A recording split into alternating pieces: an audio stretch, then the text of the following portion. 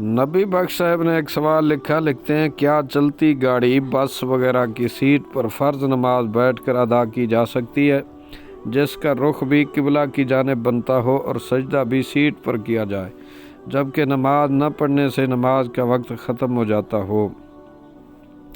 بسم اللہ الرحمن الرحیم۔ الجواب بعون الملک الوہاب، اللہم ہدایت الحق والصواب۔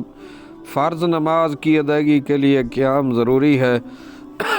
اگر تندرست آدمی بیٹھے بیٹھے نماز پڑھے نماز درست نہ ہوگی۔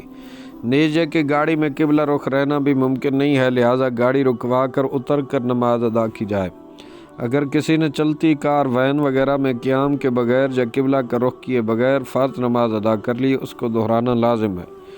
بس کے بارے میں ذرا تفصیل ہے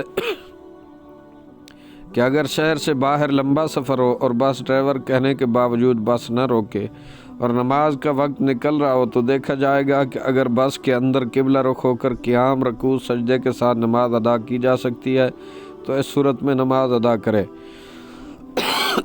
چنانچہ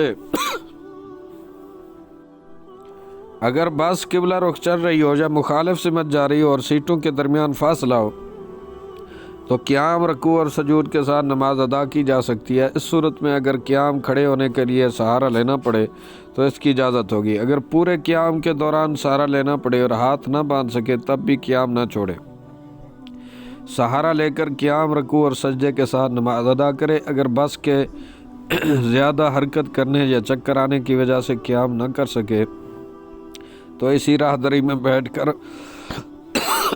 بس کے فرش پر سجدہ کرتے نماز ادا کرے۔ البتہ اگر بس شمالاً جنوباً پاکستان وغیرہ میں جا رہی ہے تو یہ کیا جا سکتا ہے کہ سیٹ کی طرف رخ کر کے قیام اور رکوع کیا جائے اور سجدے کے لیے سیٹ پر بیٹھ کر سامنے والی سیٹ پر سجدہ کر لیا جائے۔